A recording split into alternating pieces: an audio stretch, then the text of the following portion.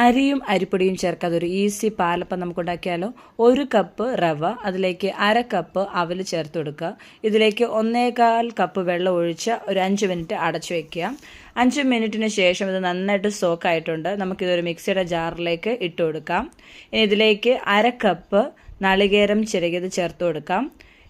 1 teaspoon instant ഈസ്റ്റും 1 table spoon പഞ്ചസാരയും 1/4 teaspoon ഉപ്പും 3/4 കപ്പ് നാളികേരത്തിൻ്റെ വെള്ളവും കൂടെ ചേർത്ത് നന്നായിട്ട് അരച്ചെടുത്ത് നന്നായിട്ട് ഇളക്കി 1 മണിക്കൂർ അടച്ചു വയ്ക്കുക.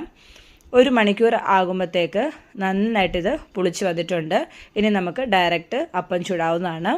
പാലപ്പത്തിൻ്റെ ചട്ടിയിൽ എണ്ണ തൂത്തതിന് ശേഷം ഇതേപോലെ കോരി ഒഴിച്ച് നന്നായിട്ടൊന്ന് ചുറ്റിച്ച് സൈഡ് വശം ഇതേപോലെ ബബിൾസ് വരുമ്പോൾ അടച്ചു വെച്ച് ഒരു 10-20 സെക്കൻഡ് കഴിയുമ്പോൾ നല്ല മുരിഞ്ഞ പാലപ്പം റെഡി.